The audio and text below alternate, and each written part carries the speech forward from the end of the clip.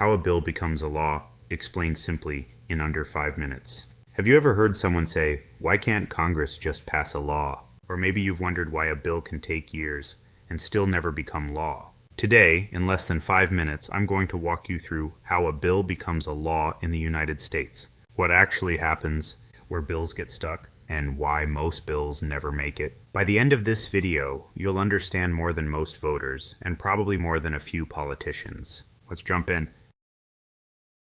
First things first, what is a bill? A bill is simply a proposal for a new law or a change to an existing one. Anyone can suggest an idea, voters, companies, advocacy groups, but only members of Congress can actually introduce a bill.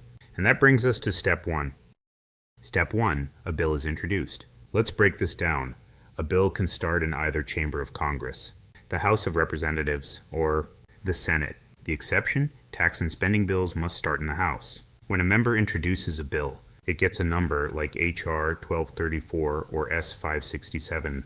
It gets a title, and most importantly, it gets sent to committee. This is where things start to get real. Step 2, committees, where bills go to die. If you only remember one thing from this video, remember this. Most bills die in committee. Here's what happens.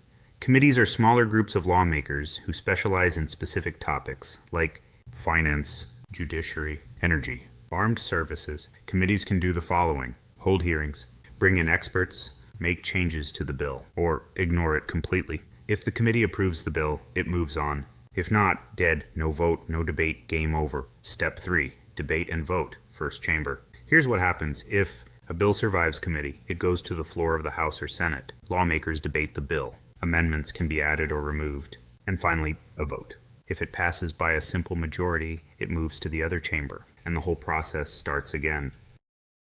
Step 4, second chamber and conference committee. In the second chamber, the bill goes to committee again, gets debated again, and gets voted on again. Here's the catch. The House and Senate versions are almost never identical.